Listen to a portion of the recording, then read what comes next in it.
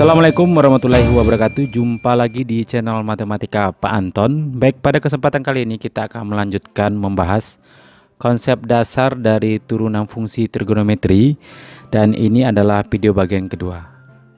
Oke, sebelum kita mulai jangan lupa untuk mengklik subscribe dengan loncengnya agar channel ini terus berkembang lebih baik lagi, dan jika ada pertanyaan atau koreksi silakan isi kolom komen. Dan kita akan membahas tentang turunan fungsi trigonometri pada bentuk aljabar. Oke, kita lihat konsep berikut. Oke, turunan fungsi trigonometri bentuk aljabar. Contohnya begini. Kita sebelumnya sudah mempelajari fx sama dengan cos x atau fx sama dengan sin x. Nah, di sini juga ada bentuk misalnya fx sama dengan sin 2x atau fx sama dengan tangen pangkat 3 dari x, atau fx sama dengan cos 5x kurang 7. Nah, pada contoh yang satu dan kedua ini sudah pernah kita bahas pada video sebelumnya. Namun bagaimana bentuk yang ada 2x ini atau yang berpangkat 3 ini atau yang memiliki unsur 5x kurang 7. Nah, disinilah yang berbentuk aljabarnya begitu. Nah, bagaimana kita ingin menentukan bentuk turunannya? Nah, pada kelas 11 anak-anak juga pernah mempelajari konsep turunan rantai. Jadi kita akan menggunakan dengan konsep turunan rantai. Nah, bagaimana konsep turunan rantai itu? Nah, konsep turunan rantai adalah misalnya fungsi kita y sama dengan f gx atau f bundaran gx, dan di sini gx-nya kita anggap sebagai u, maka turunannya boleh kita tulis y absen sama dengan dy du dikali du dx, atau absen gx dikali g absen x. Jadi turunannya yang bagian besar kita kali turunan bagian kecil gitu. Nah, untuk lebih jelasnya kita lihat contoh berikut ini. Oke, pertanyaannya adalah tentukan hasil turunan dari fungsi berikut. Pertama, y sama dengan sin 6x. Yang kedua, y sama dengan cos 3x tambah 5. Yang ketiga, yaitu y sama dengan tangen pangkat 4x. Dan yang keempat, y sama dengan sin pangkat 5 2x kurang 1. Nah, yang pertama yaitu y sama dengan sin 6x. Nah, secara dasar caranya adalah pertama kita misalkan 6x ini adalah u. Jadi u sama dengan 6x. Maka fungsi y sama dengan sin 6x akan menjadi y sama dengan sin u, karena u tadi adalah 6x. Nah, sehingga dari sini ya kita dapat dy du berarti d du sin u, berarti turunan dari sin adalah cos, berarti cos u. Kemudian du dx berarti d dx dari 6x, berarti turunan dari 6x terhadap x adalah 6.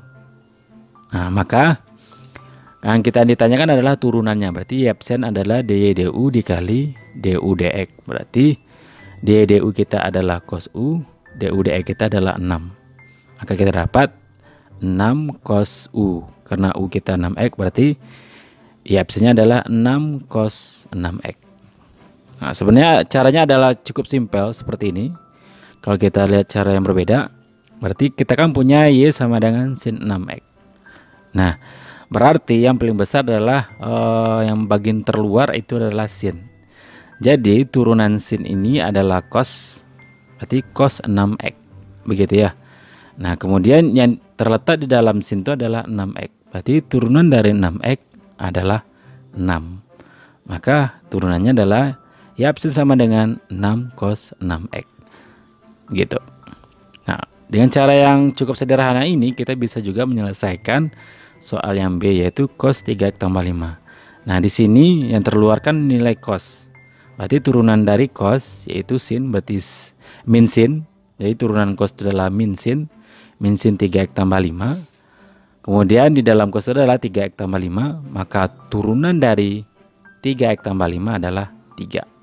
Sehingga kita dapat y absennya sama dengan min 3 sin 3x tambah 5 begitu.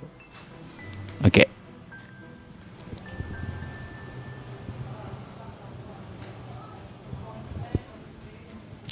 Kita lihat soal yang C.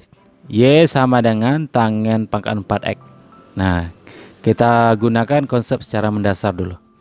Kita misalkan, jadi kan dia kan berpangkat 4. Jadi yang di dalam pangkat itulah kita misalkan. Berarti U sama dengan tangen X. Ya, sehingga soal Y sama dengan tangen pangkat 4X ini boleh kita tulis menjadi Y sama dengan U pangkat 4. Gitu ya. Nah, sehingga DDU kita berarti DDU dari U pangkat 4. Nah, U pangkat 4 kita tahu turunannya, ini kan turunannya terhadap U ya. Berarti ini kita dapat 4U pangkat 3. Jadi 4-nya ke depan, pangkatnya kita kurang 1. Berarti 4U pangkat 3. Sedangkan DU dx berarti turunan dari tangen terhadap X, yaitu sekan kuadrat X.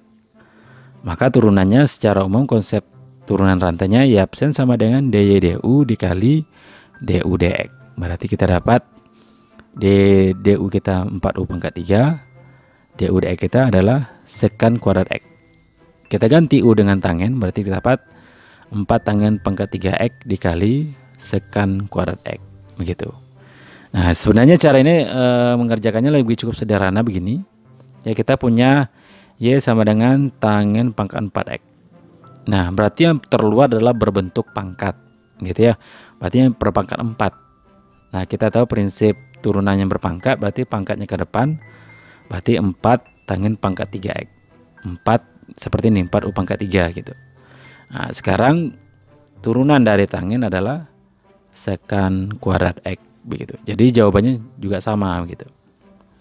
Sehingga kita juga bisa menyelesaikan soal yang D, yaitu Y sama dengan sin pangkat 5 2X kurang 1, dimana yang pangkat yang terluar adalah berpangkat 5.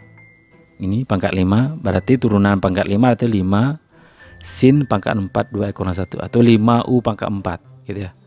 5 sin pangkat 4 2X kurang 1. Kemudian turunan dari sin adalah cos 2X kurang 1. Nah, kemudian turunan dari 2X kurang 1 yaitu 2 gitu. Sehingga bisa kita kali ini 5 kali 2 dapat 10, berarti 10 sin pangkat 4 2X kurang 1 cos 2X kurang 1.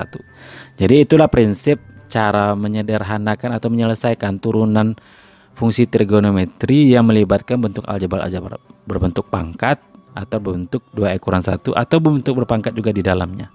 Oke. Nah, dari sini dapat kita simpulkan bahwa untuk mencari turunan fungsi trigonometri berbentuk aljabar, kita menggunakan konsep turunan rantai. Di mana konsep turunan rantai itu adalah jika fungsi Y sama dengan F undaran Gx atau Fgx, yang dimana kita misalkan Gx adalah U, maka turunannya adalah dy du dikali du dx, atau Y absen sama dengan E absen Gx dikali G absen X. Oke. Oke, terima kasih sudah menonton video kali ini. Mudah-mudahan bermanfaat untuk memahami konsep turunan fungsi trigonometri berbentuk aljabar. Dan sekali lagi jangan lupa untuk mengklik subscribe dengan loncengnya agar channel ini terus berkembang lebih baik lagi. Dan jika ada pertanyaan atau koreksi silakan isi kolom komen. Tunggu video selanjutnya. Assalamualaikum warahmatullahi wabarakatuh.